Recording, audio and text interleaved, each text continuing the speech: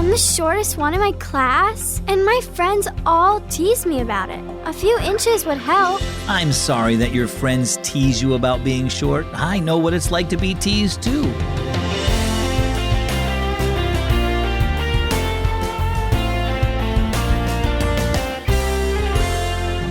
Have you ever been teased before?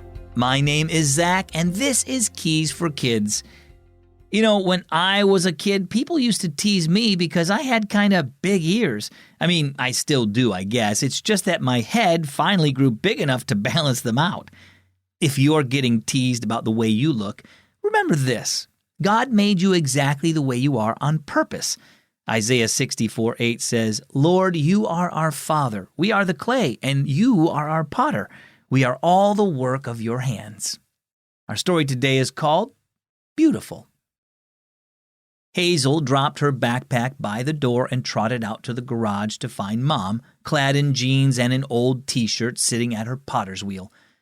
As she watched, her mom wet her hands, placed her thumbs near the center of the lump of clay, and pressed downward as it spun on the wheel.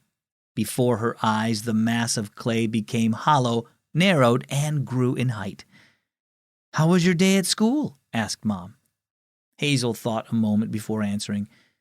"It was all right, I guess. My classes were fine, but some of my friends teased me because I'm the shortest."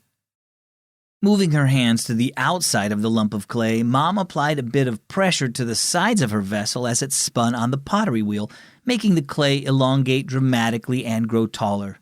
"That wasn't very nice of them." Hazel sighed. "Yeah, well, I wish I was taller, but there's nothing I can do about it." Mom continued to gently push the sides of clay inward, making them rise even higher. Suddenly, the hollow column of clay that was forming bent over to the side and collapsed. "Oh no!" exclaimed Hazel. "Your vase is ruined. It can't hold any flowers now. It's all bent." To her surprise, Mom replied, "Who said it was a vase?" Looking confused, Hazel asked, "Well, what is it then? It can't be much good like that." "No?" asked Mom. "You can't see what I see because you're comparing it to what you think pottery should look like. But I see it in light of the purpose I designed it for, and I say it's perfect. And since I'm the one who created it, my opinion is the only one that counts." "Okay," said Hazel. "So what is it?" "It's a metaphor," said Mom, "for my daughter, to show her how God sees her, and that his opinion is the only one that counts." Hazel rolled her eyes. "Okay, Mom, I get it. Your sculpture is beautiful because you created it, just like I'm beautiful, and the perfect height because God created me. You don't have to hit me over the head with it." Mom smiled. "Sometimes I do." So how about you? Do you ever wish that you looked different? It's easy to compare ourselves to everyone else and feel like we don't measure up. But guess what?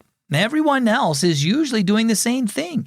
Instead, remember that God created you just the way he wanted you. He thinks you're beautiful, and his opinion is the only one that counts. Our key verse is Isaiah 64:8. Lord, you are our Father. We are the clay, and you are our potter. We all are the work of your hands. And our key thought today, you were formed by God.